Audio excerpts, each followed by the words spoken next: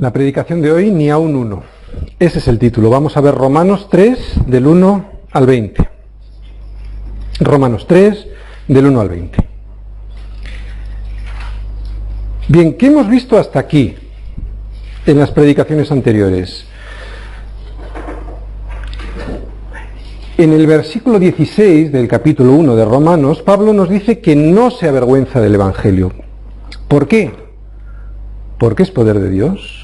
¿Poder de Dios para qué? Dice, para salvación. ¿Salvación para quién? Dice, para todo aquel que cree. ¿Que cree en qué? Pues en su justicia, y eso ya nos viene en el versículo 17. Estamos repasando lo que hemos visto hasta aquí, ¿eh? Dice en el versículo 17 que Dios nos revela su justicia, porque en el Evangelio la justicia de Dios se revela por fe y para fe, como está escrito, mas el justo por la fe vivirá.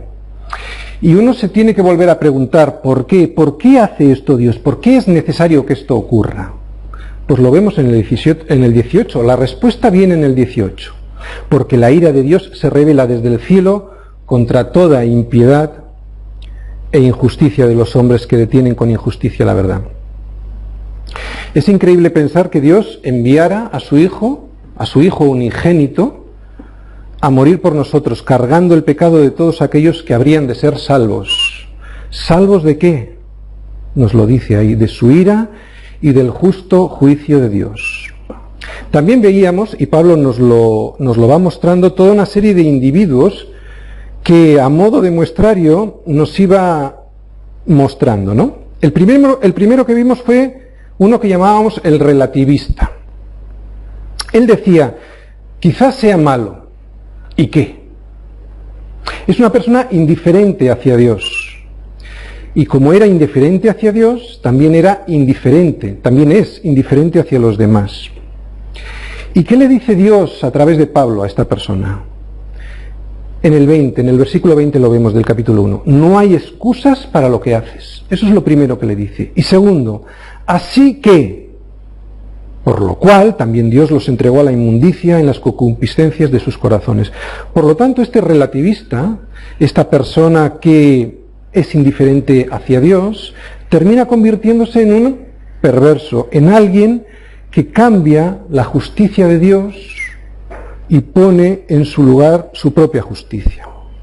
Este es el primero que veíamos. Luego veíamos al moralista, el que decía, bueno, quizás sea malo, pero soy mejor que otras personas. Este moralista termina convirtiéndose en una persona soberbia. ¿Y qué le dice Dios a través de Pablo? Le dice, no tienes autoridad para hacer los juicios que haces. Fijaros en el 2, capítulo 2, versículo 1. Dice, por lo cual eres inexcusable, oh hombre, donde quiera que seas tú que juzgas, pues en lo que juzgas a otro, te condenas a ti mismo, porque tú que juzgas haces lo mismo. Dice quien quiera que sea que tú juzgas. ¿Qué hace este hombre? Este hombre desprecia la benignidad de Dios, ignorando que esa benignidad, si aceptara esa benignidad de Dios, le llevaría al arrepentimiento. Este es el segundo personaje que vemos. Y hay un tercero, el religioso. Dice, seguramente soy malo, pero si trabajo más, o sea, por obras. Conoce la ley de Dios, pero por apoyarse en sus ritos y en sus obras y por su corazón no arrepentido, está alejado de Cristo. ¿Y qué le dice Dios a este individuo a través de Pablo?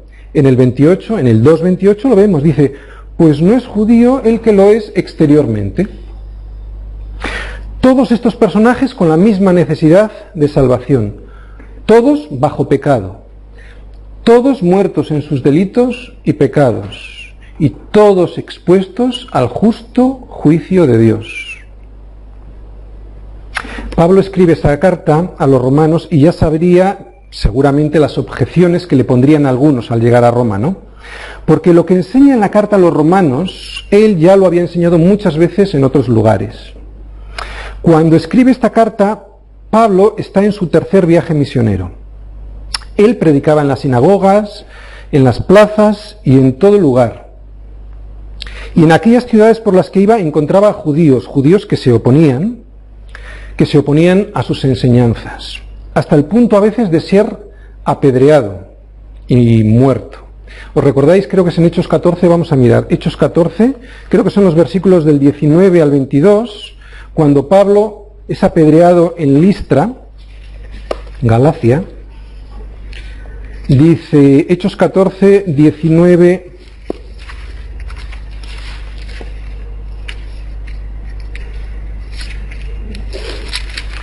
...19-22. Entonces vinieron unos judíos de Antioquía y de Iconio, que persuadieron a la multitud, y habiendo apedreado a Pablo, le arrastraron fuera de la ciudad, pensando que estaba muerto. Pero rodeándole los discípulos, se levantó y entró en la ciudad, y al día siguiente salió con Bernabé para Derbe. Y después de anunciar el Evangelio a aquella ciudad, fijaros, y después de anunciar el Evangelio, después de haber sido apedreado y muerto, a aquella ciudad y de hacer muchos discípulos, volvieron a Listra otra vez, a Iconio y a Antioquía, confirmando los ánimos de los discípulos, exhortándoles a que permaneciesen en la fe y diciéndoles: es necesario que a través de muchas tribulaciones entremos en el reino de Dios. O sea, Pablo ya sabía que se iba a encontrar muy probablemente con oposiciones, con objeciones que le pondrían. Así que él se adelanta y hace unas preguntas que vamos a ver aquí hoy. Hoy nos toca el capítulo 3, del versículo 1 al 20, y en los 8 primeros versículos vamos a ver cómo se adelanta a estas objeciones haciendo unas preguntas que él mismo se contesta. Primera objeción. Los judíos decían que Pablo atacaba al pueblo de Israel. Y aquí vamos a ver en el versículo 1 y 2 cómo niega esta acusación. Versículo 1. Y empezamos. ¿Qué ventaja tiene pues el judío, o de qué aprovecha la circuncisión? Mucho en todas maneras. Primeramente, ciertamente que les ha sido confiada la palabra de Dios. Vemos aquí que Pablo hace 2 preguntas. Primera, ¿qué ventaja tiene pues el judío? Y la respuesta que da es mucho, en todas maneras. Porque mucha es la ventaja de ser judío en comparación con otras nacionalidades del mundo. Porque el pueblo judío era el pueblo escogido por Dios. Vamos a Deuteronomio. Deuteronomio 7, versículos 6 al 8.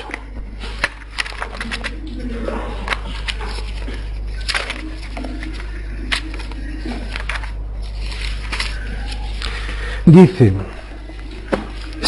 capítulo 7, versículos 6 al 8. Porque tú eres pueblo santo para Jehová tu Dios. Jehová tu Dios te ha escogido para serle un pueblo especial, más que todos los pueblos que están sobre la tierra. No por ser vosotros más que todos los pueblos os ha querido Jehová y os ha escogido, pues vosotros erais el más insignificante de todos los pueblos, sino por cuanto Jehová os amó y quiso guardar el juramento que juró a vuestros padres. Por lo tanto, es en esta elección donde el pueblo judío tenía que tener su fortaleza.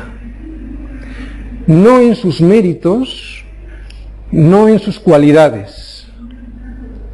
Como bien acabamos de ver aquí, le dice, no porque fuerais algo excepcional en vosotros mismos, sino erais el más insignificante, sino fue por cuanto Jehová os amó. Esta elección, esta es la fortaleza que tenía que tener el pueblo de los judíos. ¿Y para qué fue escogido este pueblo? Fue escogido para confiar en la palabra de Dios, como acabamos de ver. Deuteronomio 4, del 1 al 2. Deuteronomio 4, del 1 al 2.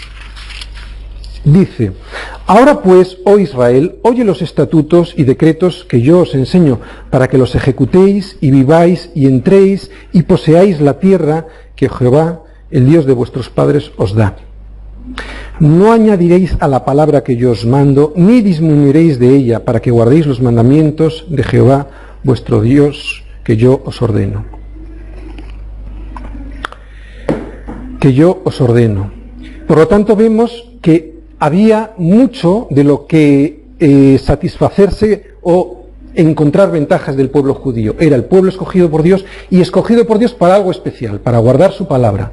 Aquí nosotros deberíamos de sacar alguna conclusión también para nosotros. Pero hace otra pregunta, dice, ¿de qué aprovecha la circuncisión? Mirad, la circuncisión en sí misma no era una ventaja. La ventaja fue el pacto y la circuncisión fue la señal de ese pacto. El pacto fue el pacto que Dios hizo con Abraham.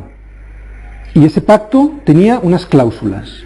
Lo vemos en Génesis. Primera cláusula que vemos. Génesis 17, versículo 2.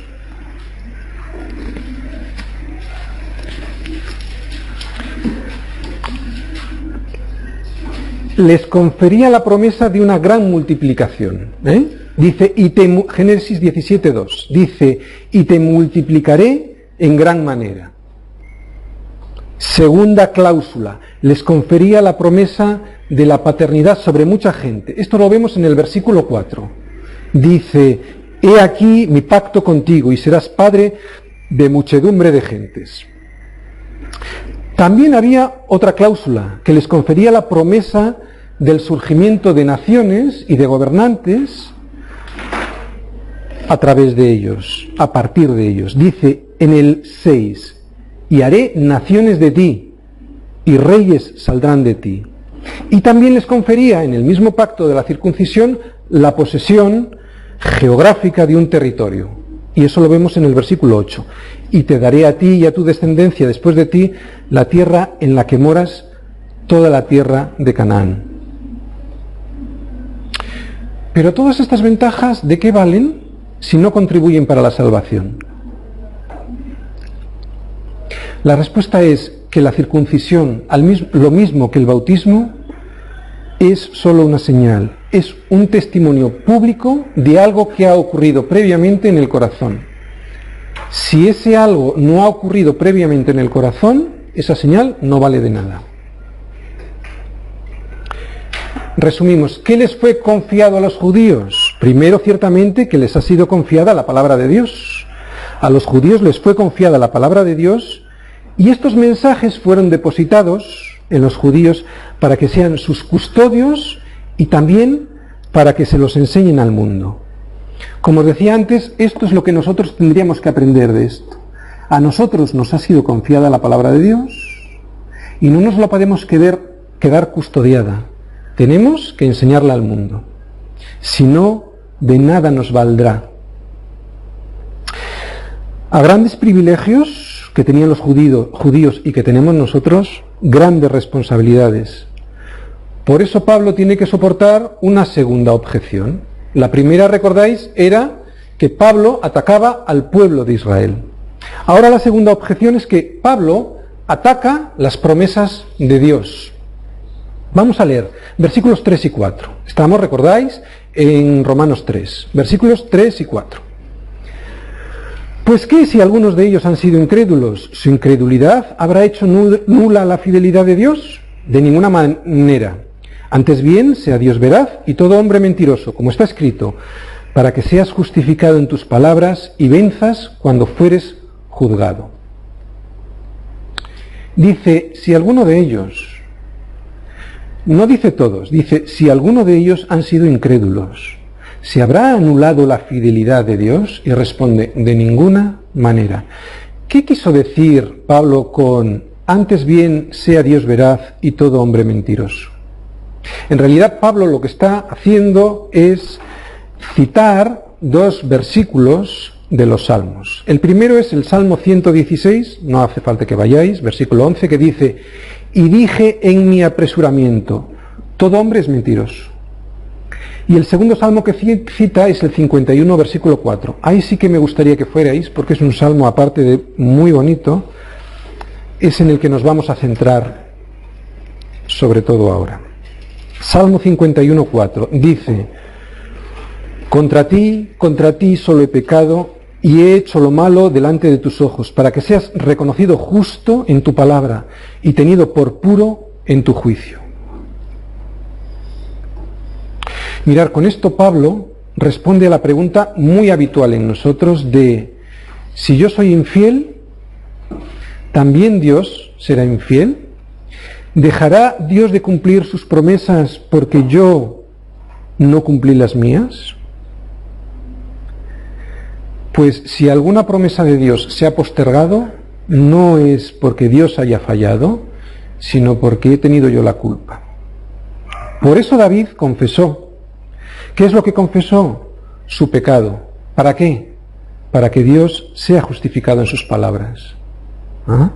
Por eso dice en el 4, Romanos 3:4, dice, para que seas justificado en tus palabras. O sea, ¿qué hizo David? En lugar de echarle la culpa a Dios, confesó su pecado, para que Dios sea justificado en su juicio, en el juicio. Por lo tanto, ¿qué quiere Dios? ¿Qué quiere David? Que Dios triunfe. No quiere triunfar él, quiere que Dios triunfe, quiere que contraste su injusticia, la injusticia del hombre, con la justicia de Dios. Y solo hay una manera, como vemos en el Salmo 51, yendo con arrepentimiento y confesando, contra ti solo he pecado y he hecho lo malo delante de tus ojos, para que seas reconocido tú, no yo, tú, justo en tu palabra y tenido por puro en tu juicio. ¿Qué pasa si uno no permanece fiel? ¿Dios lo abandona? Esta es la duda de muchos creyentes. ¿Mi fracaso habrá anulado la promesa que Dios me hizo cuando me rescató? ¿Mis errores y pecados no habrán echado a perder la confianza que Dios depositó en mí al salvarme? Esto cuando somos infieles también nos pasa cuando dudamos, cuando nos falta fe y hacemos la misma pregunta. Y es porque nuestra incredulidad nos asusta. Y entonces al asustarnos nuestra incredulidad nos forzamos a creer. Nos esforzamos por no anular la fidelidad de Dios, pero la fidelidad de Dios sigue estando ahí. Nuestra incredulidad, y eso es lo que está diciendo Pablo en los versículos 3 y 4, nuestra incredulidad no hizo nula la fidelidad de Dios. Utiliza la palabra katargeo, que significa hacer ineficaz, anular, abolir, quitar. Y él afirma que de ninguna manera puede mi infidelidad anular, hacer ineficaz, abolir, quitar lo que Dios me prometió. Por lo tanto, cuando se da esta circunstancia, ¿qué es lo que tengo que hacer? Volvemos al Salmo de David. Confesar mi situación y decir como dice David, contra ti solo he pecado y he hecho lo malo delante de tus ojos, para que seas tú el que seas reconocido justo en tu palabra y tenido por justo en tu juicio, por puro en tu juicio. Por lo tanto, declarar mi injusticia para que la justicia de Dios resplandezca.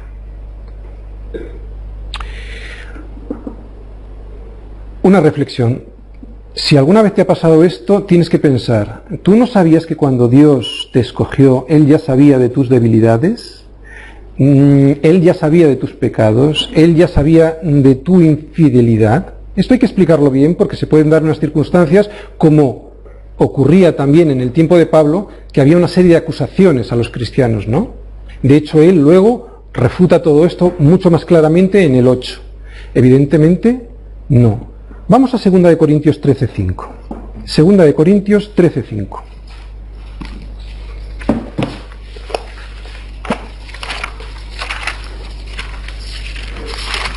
Dice Pablo a Corinto, a la iglesia de Corinto, examinaos a vosotros mismos si estáis en la fe, probaos a vosotros mismos.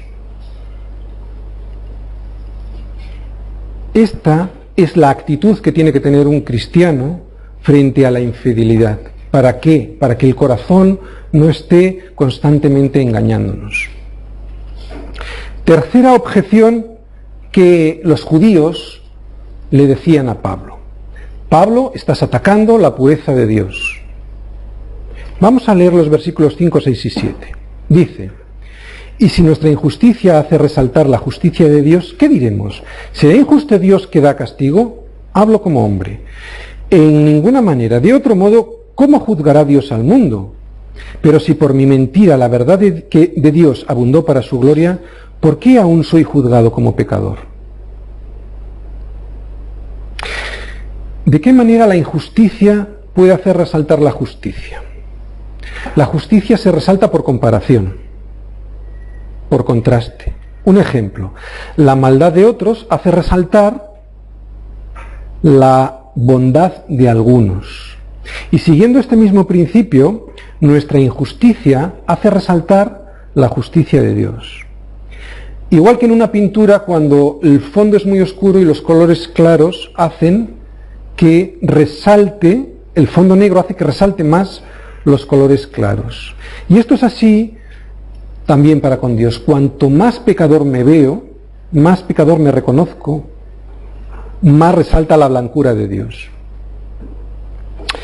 Pero el hombre, al hacerse estas preguntas, cuestionando la justicia de Dios, es casi como si estuviera diciendo a Dios: vaya hombre, eres así de justo porque nosotros somos así de injustos. No nos condenes porque gracias a nosotros te ves así de santo. Esto es lo que le atacaban a Pablo. Seguir este planteamiento como mínimo es una perversión y es no conocer la gracia. Por eso Pablo hace esta pregunta y inmediatamente dice: hablo como hombre. Casi le da vergüenza hacer esta pregunta. Inmediatamente dice: en ninguna manera. De otro modo, ¿cómo juzgará Dios al mundo? Versículos 8.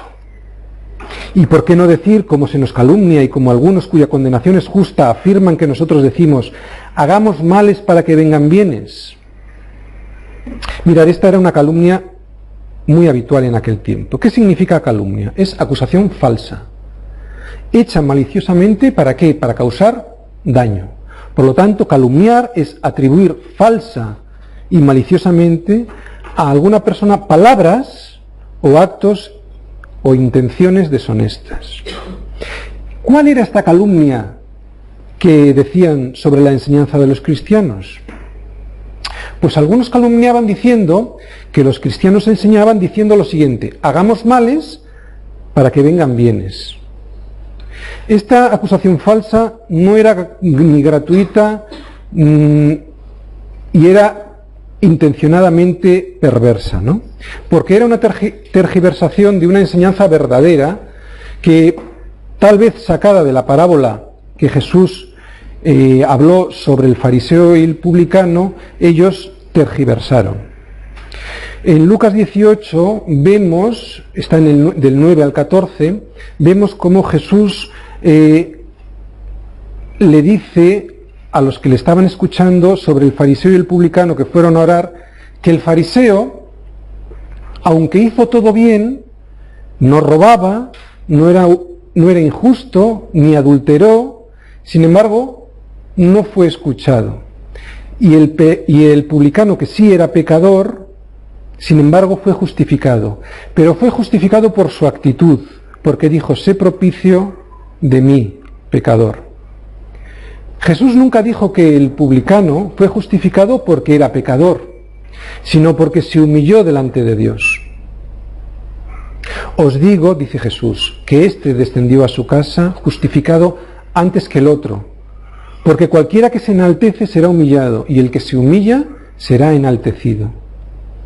Los calumniadores siempre sacan las palabras de su contexto para decir lo que no se dijo con el propósito de dañar.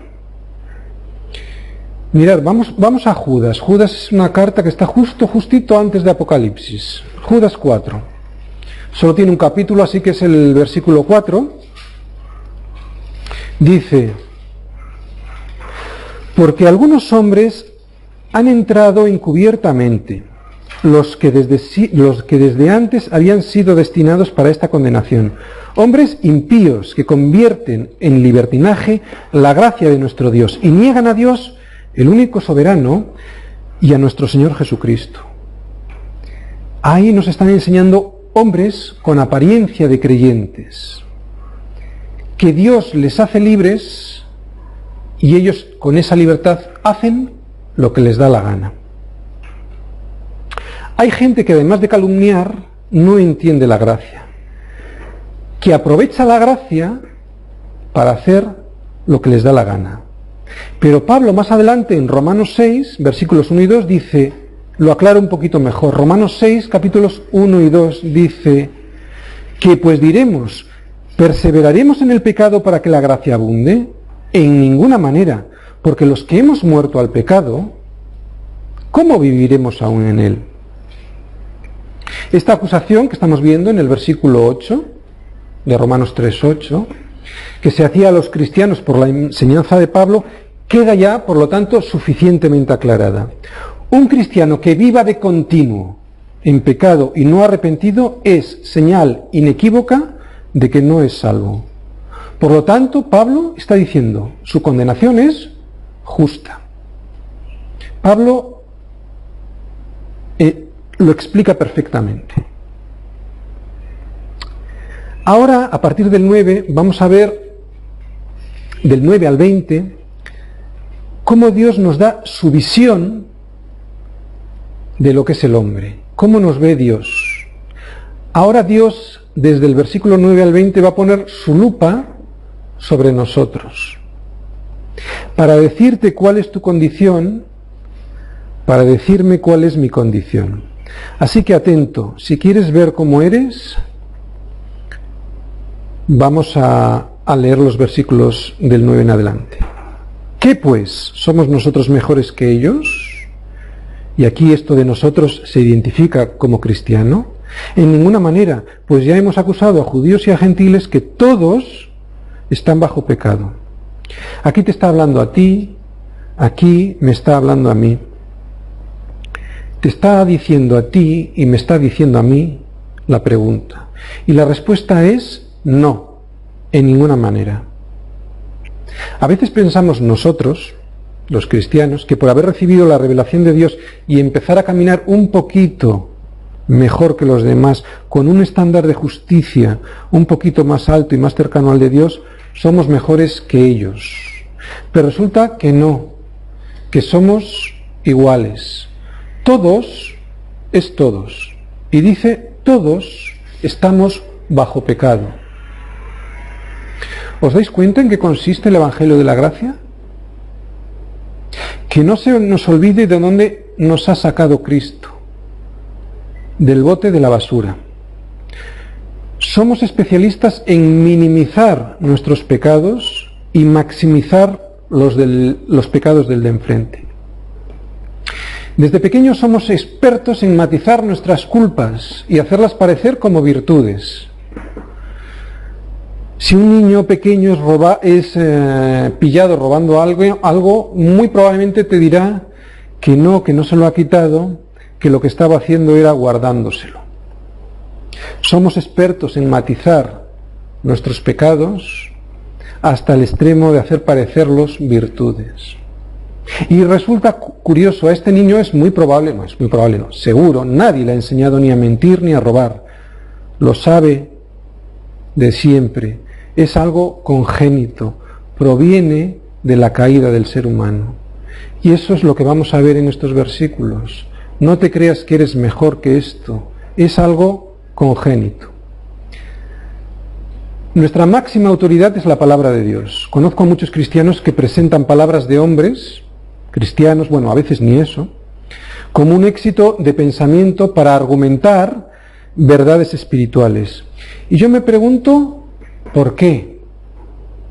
¿Hay algo más eficiente y además más seguro que la palabra de Dios? Son cristianos que no creen en la suficiencia de la Escritura.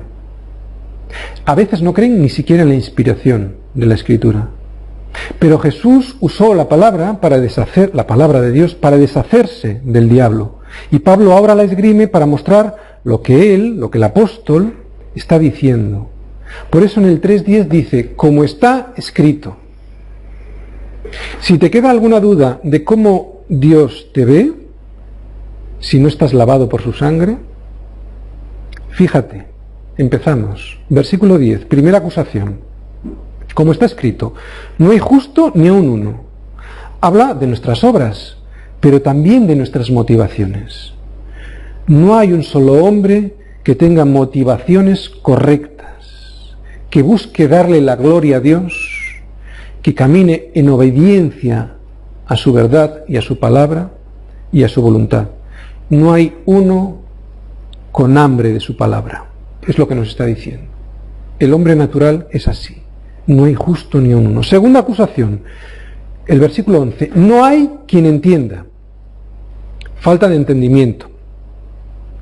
Si supiéramos los seres humanos que estamos sobre un volcán a punto de estallar, nuestra actitud delante de Dios cambiaría. Pero no entendemos. No entendemos lo grave de nuestro pecado. Y es que las cosas de Dios se han de discernir espiritualmente. No llegamos a entender. Hay un ejemplo que a veces yo veo en la televisión. ¿Veis esos delfines que a veces quedan varados en la arena? Que están como desorientados, perdidos, y las personas, ecologistas, gente que va a la playa, intenta ayudarles, pero no entienden. A nosotros nos gustaría explicarles qué es lo que está pasando porque se van a morir. Pero es que el entendimiento que tienen estos delfines no les da para más. Están desorientados, por lo que sea, no entienden. Y es así como es el hombre, ¿no? No entiende. No hay quien entienda. Tercera acusación. No hay quien busque a Dios. Cristo vino a salvar y a buscar lo que se había perdido. Lo vemos en toda la Escritura y sobre todo lo vemos en Juan, y en Juan 6:44 lo hemos visto claramente, ¿no?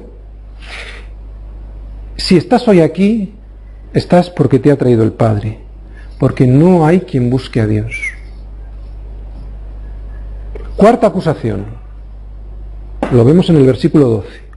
Todos se desviaron, todos, no algunos, todos. Desviar es caminar en la dirección equivocada. ¿Qué dice Proverbios 14:12? Hay camino que al hombre le parece derecho, pero su fin es camino de muerte. Todos los caminos del hombre son caminos de muerte. Solo Cristo es el camino. El hombre, por su naturaleza perversa, se ha desviado. Somos como esos desertores del ejército, que se dan la media vuelta y caminan en el camino contrario. Somos desertores del reino de Dios. Todos se desviaron. Quinta acusación. A una se hicieron inútiles. Mirad, cuando estamos fuera del propósito de Dios, fuera de lo que Dios previó para nuestras vidas, entonces nos inutilizamos. Pero nos inutilizamos a nosotros mismos. Es como aquel que compra un coche y en vez de llevarlo por la carretera, se le ocurre meterlo a la playa y al agua. En cuanto ese motor toque el agua, se chafó. ¿Por qué? Porque ha utilizado ese coche para algo que no estaba previsto. Para algo para lo que no estaba diseñado, para navegar. Y eso es lo que nos pasó. A una nos hicimos inútiles. Todo lo que los hombres hacemos con nuestras propias fuerzas es inútil. El Salmo 127 es precioso. Es muy cortito este Salmo, y en los versículos 1 y 2 habla de pan de dolores, ¿no? Habla también de que en vano vela la guardia. ¿Recordáis? Vamos a ir al Salmo 127, versículos 1 y 2. Por eso el mundo necesita conocer a Jesucristo. Salmo 127, versículos 1 y 2. Si el Señor no edificare la casa, en vano trabajan los que la edifican. Si el Señor no guardare la ciudad, en vano vela la guardia. Por demás es que os levantéis de madrugada y vayáis tarde a reposar, y que comáis pan de dolores, pues que a su amado dará Dios el sueño.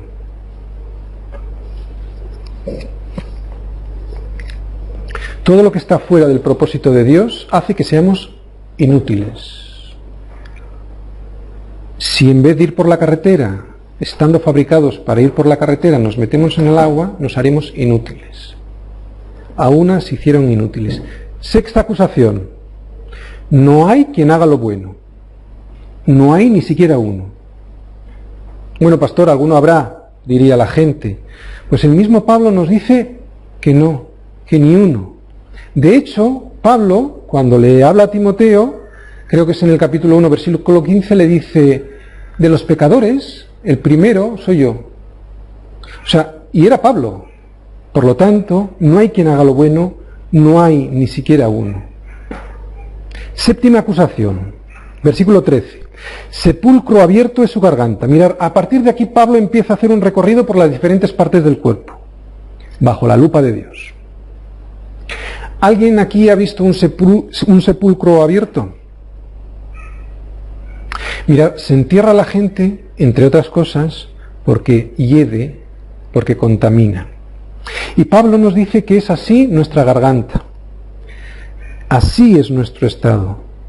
Y Jesús también lo dijo en Mateo, cuando hablaba de que de la abundancia del corazón habla la boca.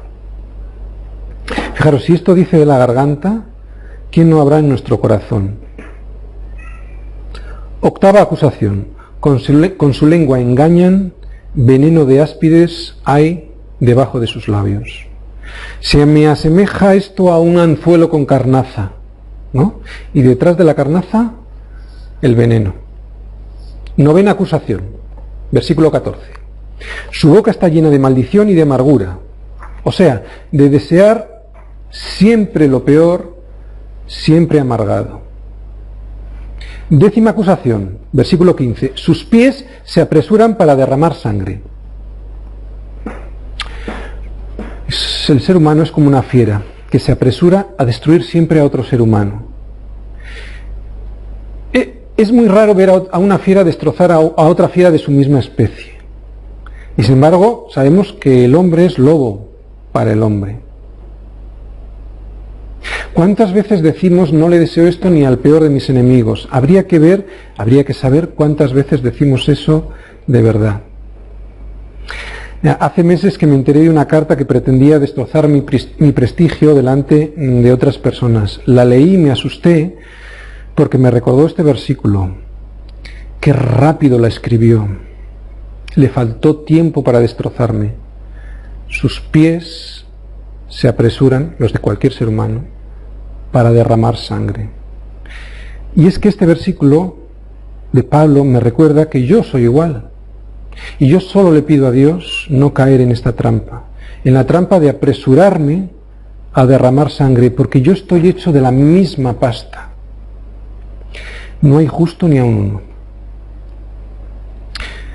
11ª acusación, versículo 16. Quebranto y desventura hay en sus caminos.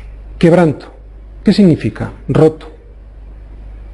Roto en 1000 pedazos. El corazón del hombre, la imagen de Dios en el hombre está rota. Desventura. Desventura es miseria. Así es nuestra vida sin Cristo. Quebrantada, rota en 1000 pedazos, miserable. 12ª acusación, versículo 17. Y no conocieron camino de paz. No hay paz para el impío, para el que no toma en cuenta a Dios. Sin embargo, nosotros decimos, pero Él ha venido a ser nuestra paz. Romanos 5.1. Mirad Romanos 5.1. Dice, justificados pues por la fe, tenemos paz para con Dios por medio de nuestro Señor Jesucristo. Una vez justificados, tenemos paz para con Dios. Ahora el Señor ya no nos ve como nos está diciendo Pablo, que es el ser humano, pero no por nuestros méritos, sino porque estamos justificados. Dios ya no nos ve directamente como somos, sino nos ve a través de la sangre de su Hijo. Pero solo aquel que se quiere vestir con el traje perfecto de la justicia de Dios, no con mis harapos, sino con la sangre de Cristo. 13ª acusación, versículo 18. No hay temor de Dios delante de sus ojos.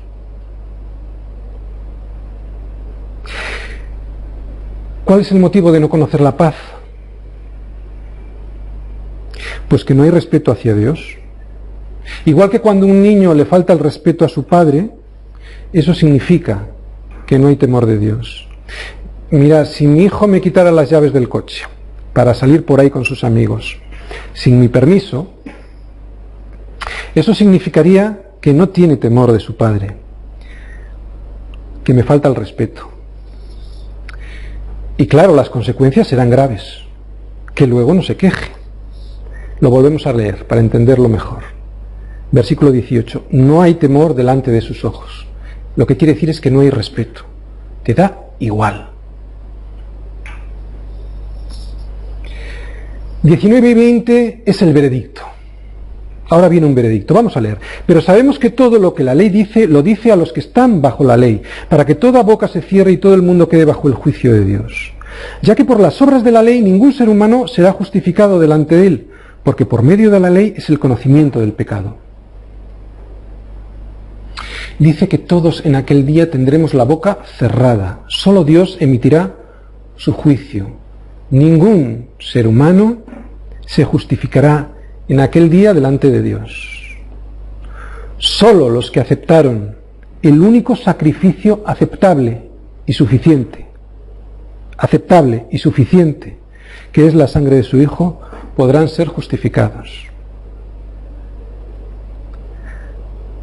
Debe ser tapada la boca de todos los que, ¿de quiénes? De todos los que creen tener méritos, creen tener buena conducta, creen que tienen un estatus superior por su conocimiento superior. Va a cerrar la boca del que habla contra los demás pecadores. Cierra la boca del que dice gracias Señor porque no soy como aquel pecador, como los demás hombres. El veredicto es una sentencia categórica. Nos está diciendo que nadie es justo, que nadie entiende, que nadie busca a Dios, que nadie anda en el buen camino. Nadie es útil de esta manera para Dios. Nadie hace lo bueno. Nadie dice la verdad. Nadie está libre del mal y la amargura. Nadie tiene paz y nadie tiene temor de Dios. De esta manera, toda la humanidad, incluidos judíos y gentiles, quedaba expuesta al juicio de Dios. Si esto lo escribió sobre ellos, los que están bajo la ley, demuestra que la ley, o mejor dicho, por la ley nadie puede salvarse, nadie puede ser declarado justo delante de Dios. Porque lo único que hace la ley es mostrarnos lo que somos, mostrarnos que hemos fallado, porque por medio de la ley es el conocimiento del pecado. Por eso la gracia. Así que agárrate a la gracia, porque es poder de Dios para salvación. Claro, a todo aquel que cree. Ahora vamos a hacer una actividad práctica y unas preguntas prácticas y vamos a empezar y también vamos a memorizar un texto. Vamos a subrayar, porque este texto es muy interesante, vamos a subrayar Romanos 3:9. Es el texto que vamos a memorizar.